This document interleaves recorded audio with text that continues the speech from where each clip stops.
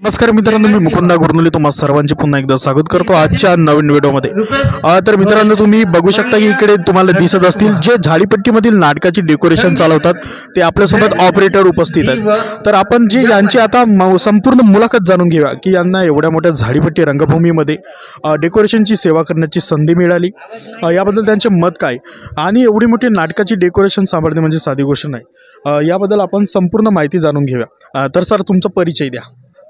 तुमचा परिचय नरेश घरत मस्वानीला राहतो। तर तुम्ही या झाडीपट्टी रंगभूमीमध्ये किती वर्ष झाले तुम्ही डेकोरेशनचे काम करत आहात? जवळपास मला 15 ते 20 वर्ष झाली या धंद्यामध्ये, म्हणजे डेकोरेशनच्या कामामध्ये। लहान असल्यापासून मी इथं कामाला येतो,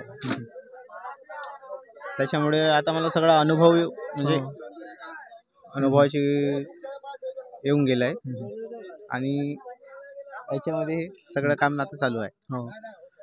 ना तुम्ही आपल्याला कधी कधी दूर पण नाटकाला जावे लागते, तर म्हणजे नियोजन वगैरे कसे करता तुम्ही? काही क्षणामध्ये मंडप तुम्ही उभा करून देता नाटकाचा, तर कसं काय करता ते? म्हणजे कसं आहे, सगळ्याचं काम सेपरेटली वाटून घेतलं आहे, नियोजन केलं आहे त्याचं का अरे बाबा तू हे काम कर, तू हे काम कर।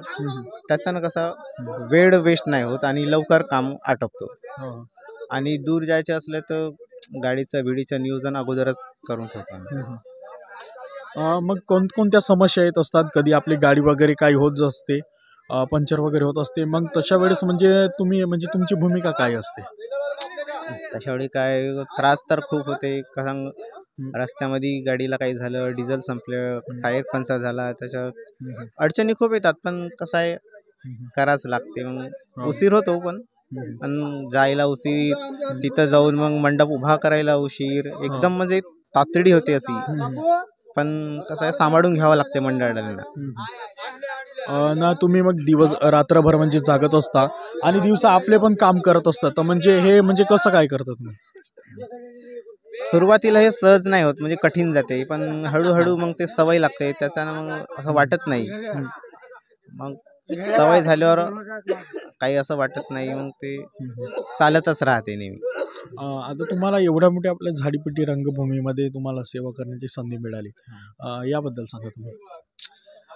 मला ना झाडीपट्टीचा खूप कौतुकच वाटतो, कारण सुरुवातीपासून छंद आणि आता एवढ्या मोठ्या झाडीपट्टीत ही जी सेवा करण्याची संधी मिळाली, याचा मला खूप आनंद आहे। आणि ही सेवा करताना जो आमचा उदरनिर्वाह चालतो, याच्यावर सगळे आपली टीम आहे, त्यांचा उदरनिर्वाह चालतो, एक रोजगार म्हणून मिळतो आपल्याला, याच्याबद्दल खूप समाधान। साधारण तुमची म्हणजे किती लोकांची टीम आहे? जवळपास आमची 12 ते 14 लोकांची टीम आहे, त्याच्यामध्ये सगळे आर्ट, नेपथ्य हे सगळे येतात। आणखी तुम्ही काय सांगाल आता शेवटचं म्हणजे आता काय, ही झाडीपट्टी अशीच चालू राहू, असे म्हणजे आम्हाला रोजगार मिळत राहू, झाडीपट्टीचा बोलबाला आहेच जिकडे तिकडे, असंच चालू राहू।